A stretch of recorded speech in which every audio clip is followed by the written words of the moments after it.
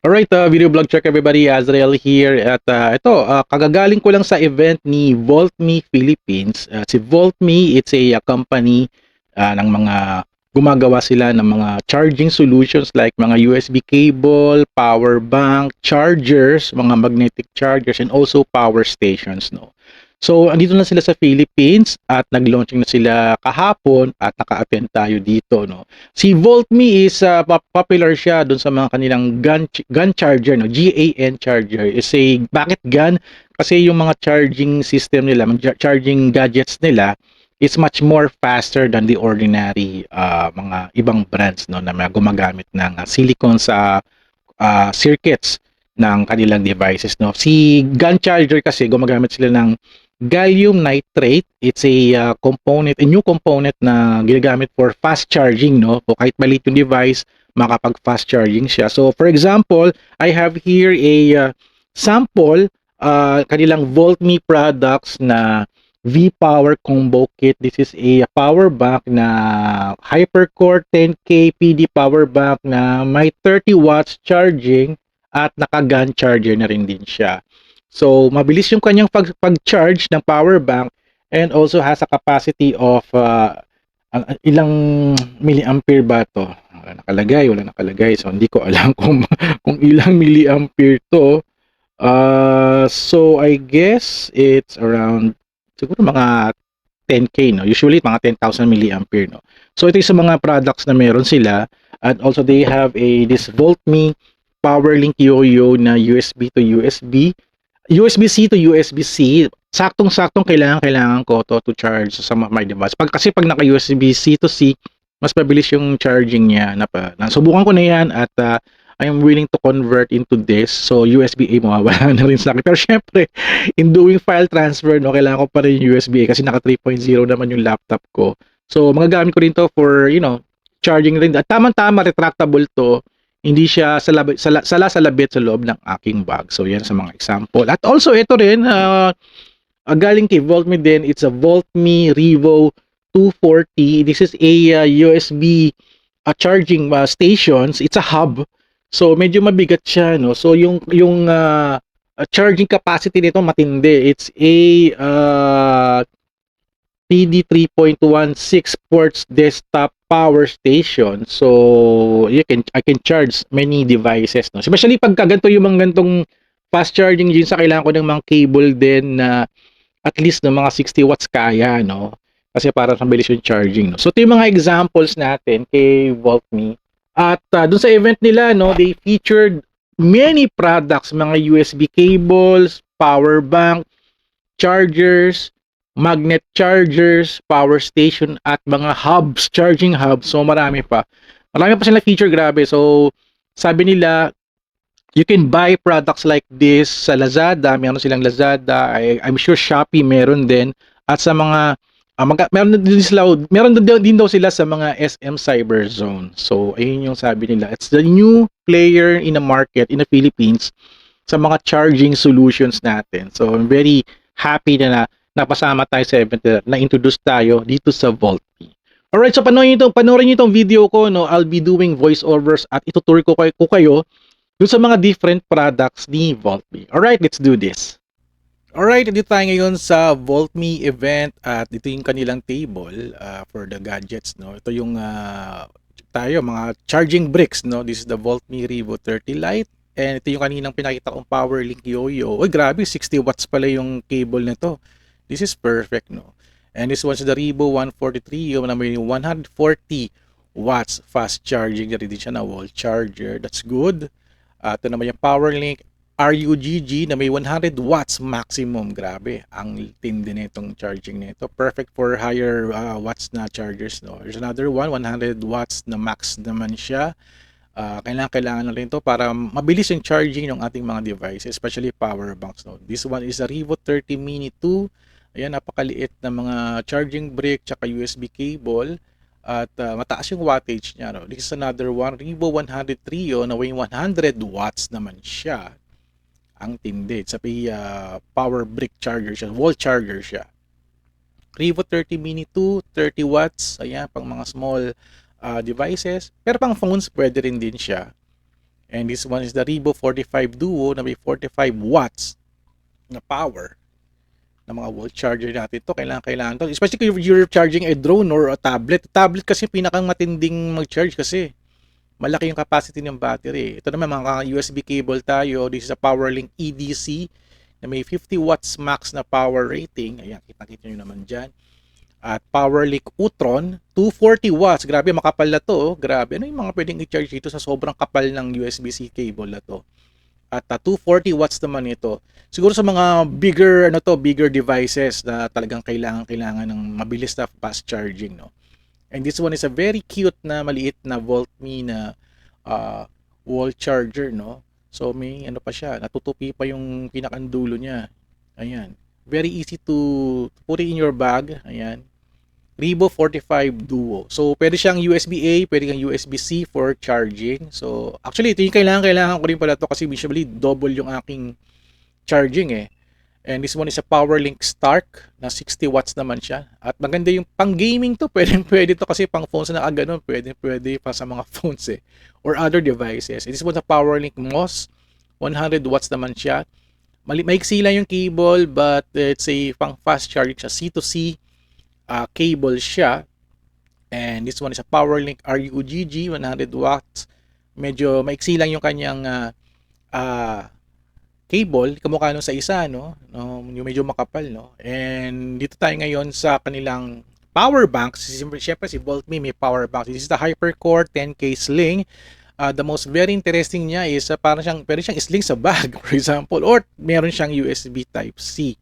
Chinek ko kasi yun lang, pang USB Type-C siya. If you're using other devices na naka-stick pa kayo sa Thunderbolt, for example, kailangan mo ng adapter or other cable para sa power bank na ito. Kasi yung mga iPhones ngayon naka Type-C na eh. And here's another version of the power bank. This is the VoltMe HyperCore 10K Sling. Ayan yung parang parang namamagnet ba siya? Hindi ko alam kung namamagnet. Tinignan ko may magnet eh. Parang wala naman. And here's one is a VoltMe HyperCore 10K Trio. 10K Trio dahil tatlo yung kanyang slot. Dalawang USB-C at saka yung isang USB-A na 35 watts. Yan. Fast charging na power bank na rin din yan for sure. At ito siya. Nice, ayos ko pa. At ito naman ang yun din, HyperCore 10K Trio, another one.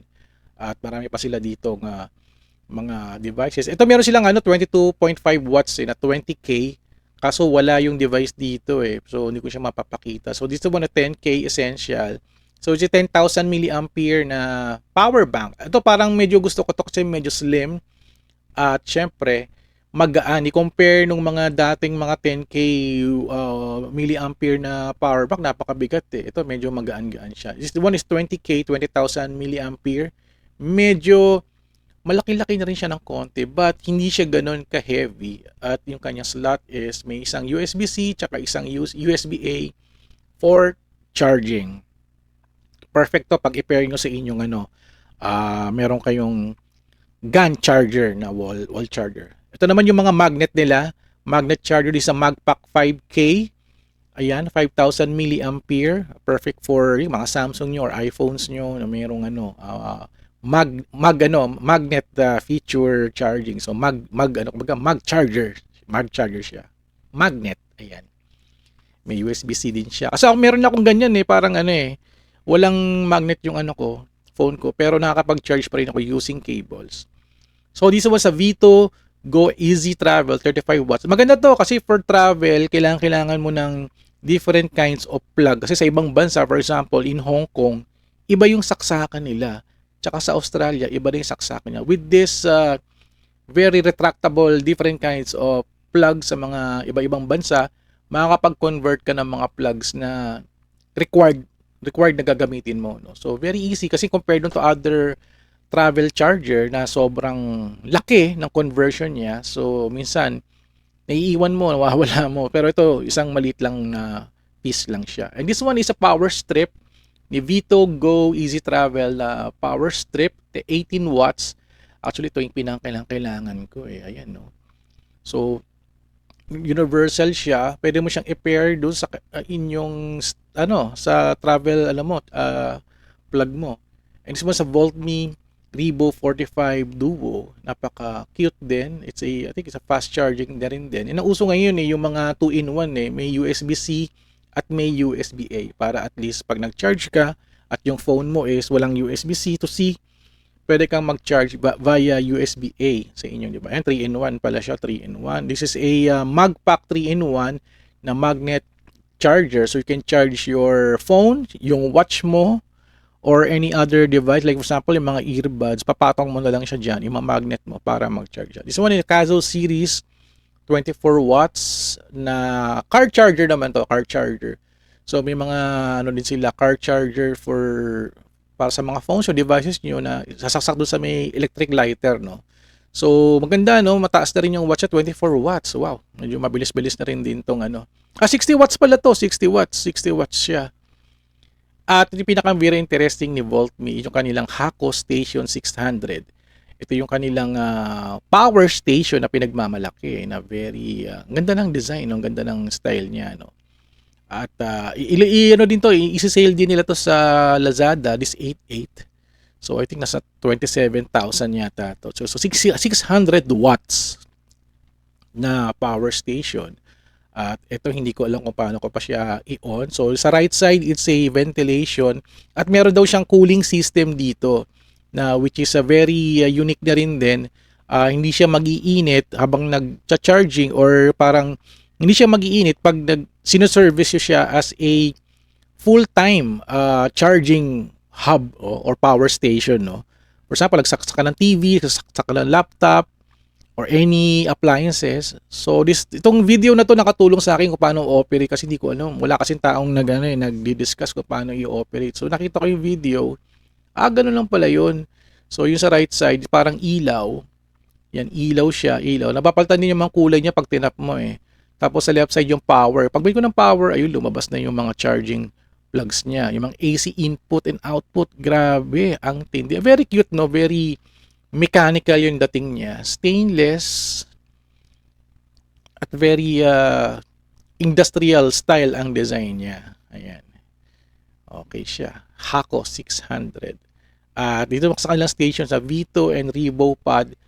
Nandito yung kanilang mga power strip tsaka yung kanilang charging hub station na kung saan na meron rin akong device na rin sa bahay na galing kay VoltMe.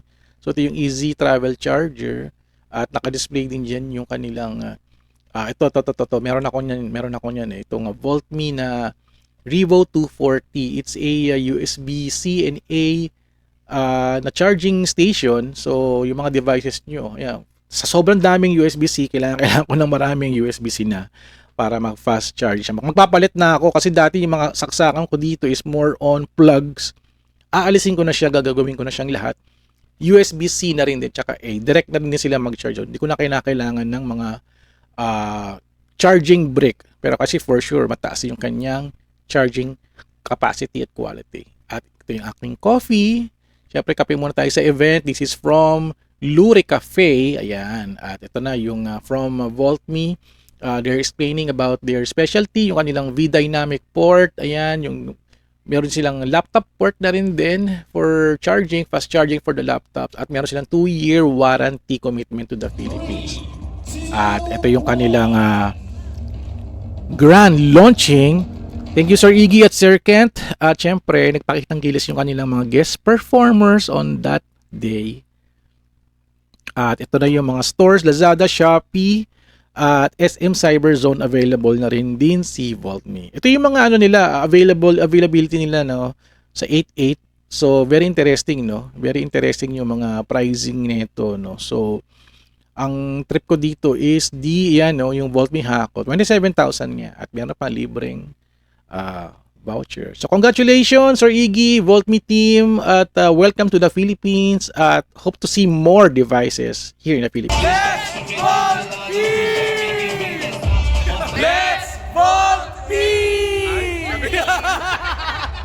So yun, napanood yun na yung buong video, no? Maraming salamat for watching. Congratulations sa kay VoltMe Philippines sa pag-launch nila dito sa Pilipinas. And I'm very excited to try their products right now. Ang tindi, ang ganda, ang ganda. So yun, I'll end on my video here. So thank you guys for watching. So don't forget to subscribe, like, and comment. And I'll see you guys at the next video vlog adventure. Alright, let's vault me.